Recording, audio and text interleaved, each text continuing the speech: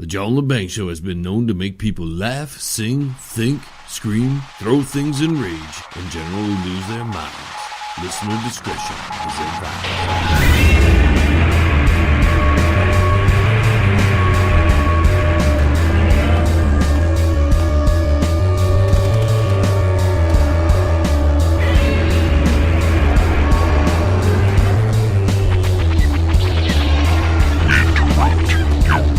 Scheduled programming to bring you a show on the edge, broadcasting worldwide and out to the greater universe. You're listening to the John Lebang Show.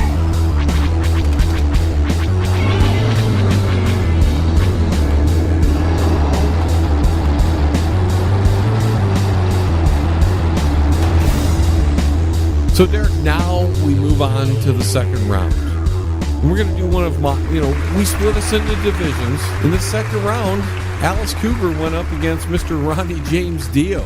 Ronnie James Dio, he had quite a resounding victory there, I think. I must say, I was a little bit surprised about that. I thought Alice Cooper would have done a lot better than that.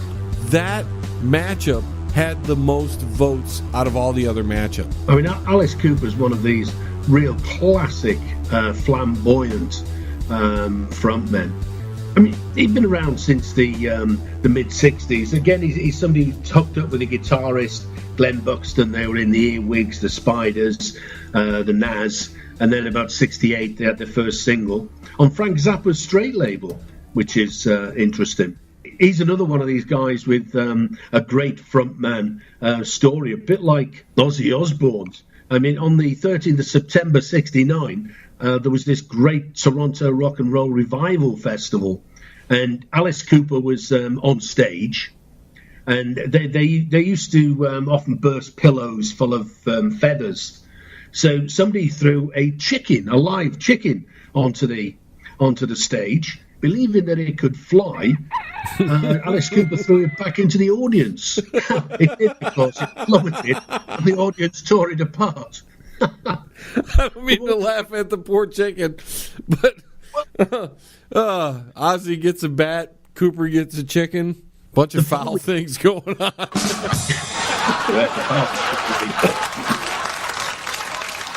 The following day, it was reported that Alice Cooper had bitten the head off a live chicken, and of course he hadn't. So he rang Frank Zappa, because obviously they'd been working on the single together, and the first album as well was on Straight.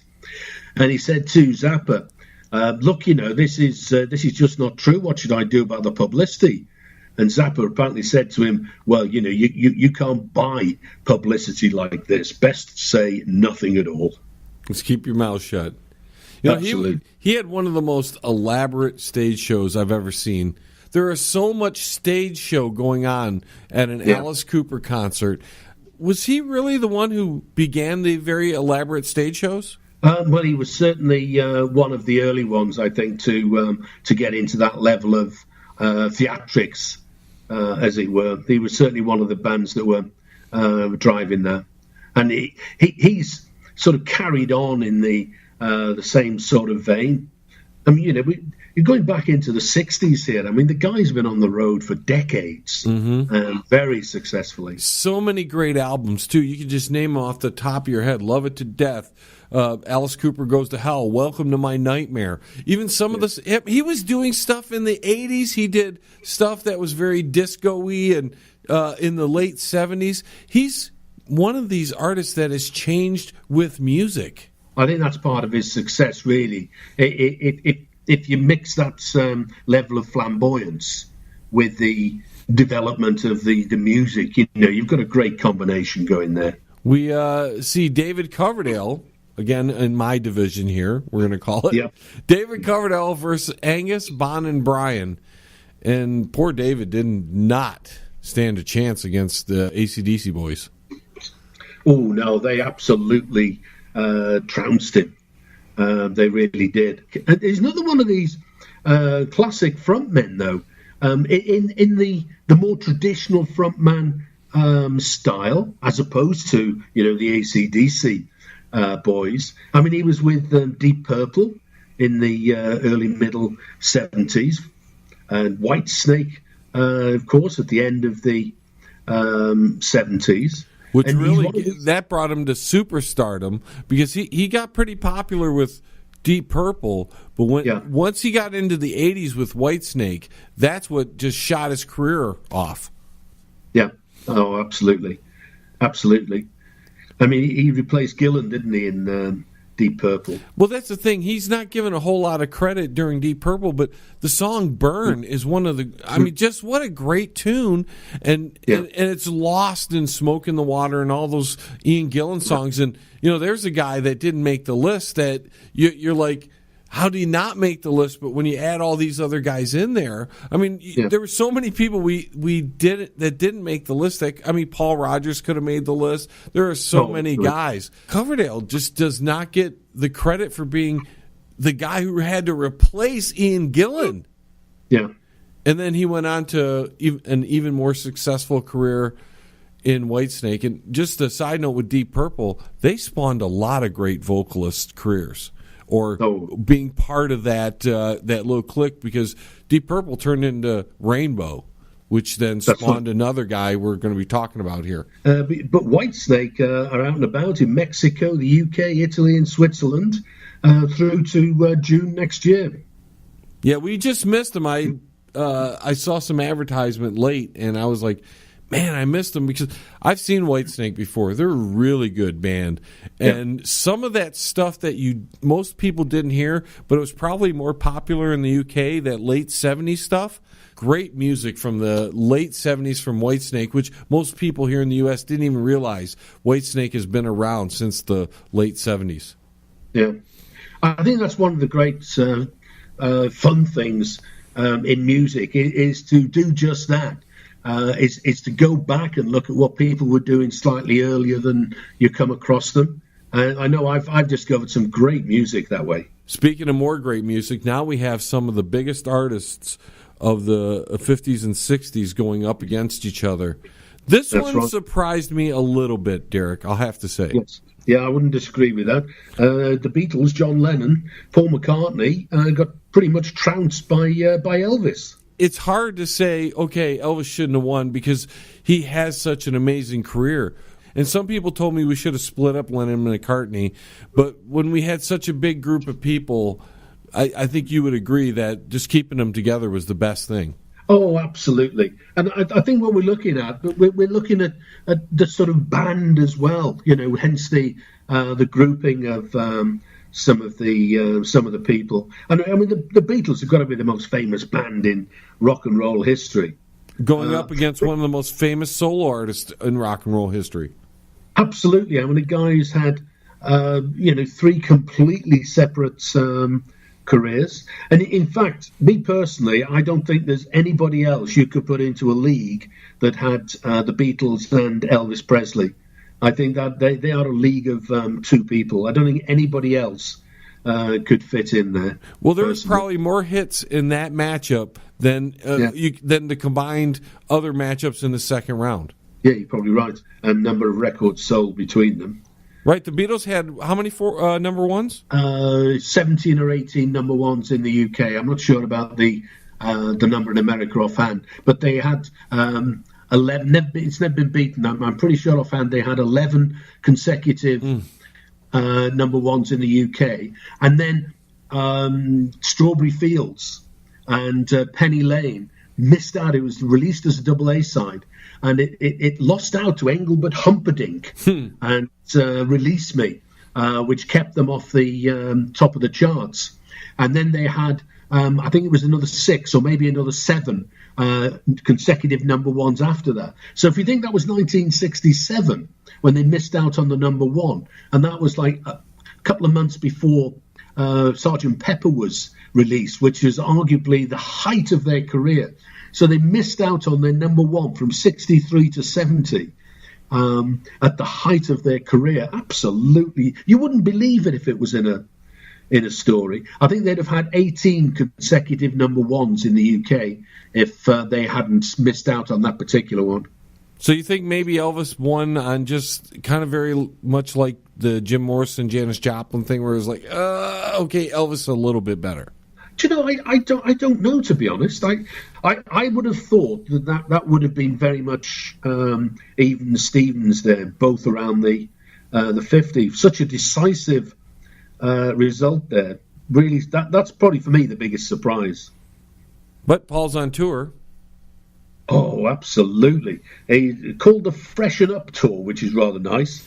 And he's in Japan, France, Denmark, Poland, Austria, the UK and America from, well, now basically through to the end of June next year. So plenty of chance to see him again. Now our next matchup, two more flamboyant guys. We have David Bowie versus Prince. Yeah, and that was a lot closer. That was a tightly fought round. And Prince came out on top. This is where David Bowie leaves the story. And he has a great career, too. Oh, Bowie has an amazing career. He's another one of these guys that worked very hard throughout the 1960s, but never managed to find any success whatsoever. I mean, he had his first UK hit single with Space Oddity at the the middle of 1969. But when you think about his sort of stage performances and stuff, I mean, he developed these alter egos in the sort of 72 era. He had Ziggy Stardust, which was really the first of these alter egos. And then in 73, a lad insane.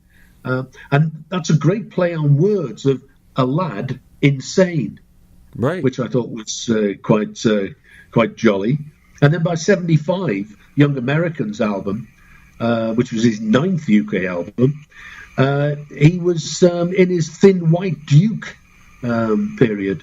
So, I mean, he really is, well, I wouldn't say the most theatrical. I mean, you know, Alice Cooper comes a long way down the theatrical routes, but he's got to be one of the really theatrical rock and roll frontmen, I think.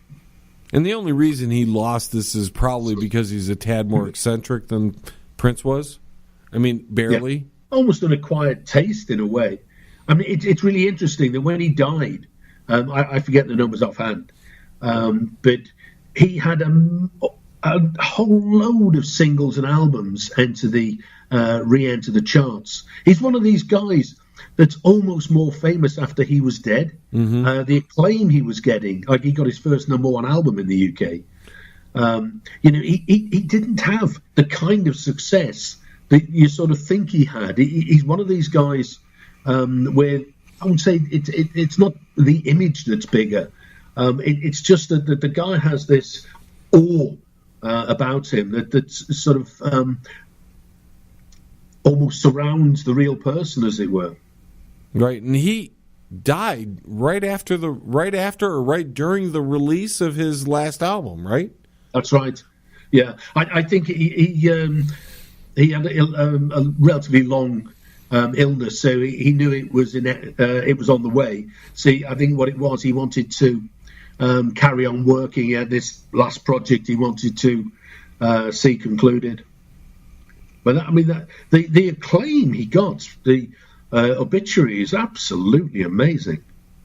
Right, I think I agree with you that he got more famous after the fact because he was like an underground guy, underground famous, like because of the strange style of his writing. It never, even though it was, you knew all David Bowie songs, you knew all of them, but they were never like mainstream known. No. You almost didn't know it was him writing those songs at times. Yeah. He very much operated at the side of mainstream success, I think. Don't go anywhere now. John will be right back right after this. Yes, he will. Check out the new book from Derek Shelmerdine, Rock'n'Roll Unravelled. It tells the story of rock and roll from its roots right up until the mid-70s punk. Rock'n'Roll Unravelled. Not just the music, but also the events that shape the music. Rock'n'Roll Unravelled. It includes the backgrounds to recording sessions, singles, album releases, births and deaths, epic concerts, and festivals. Rock'n'Roll Unravelled. Shelmerdine has made a painstaking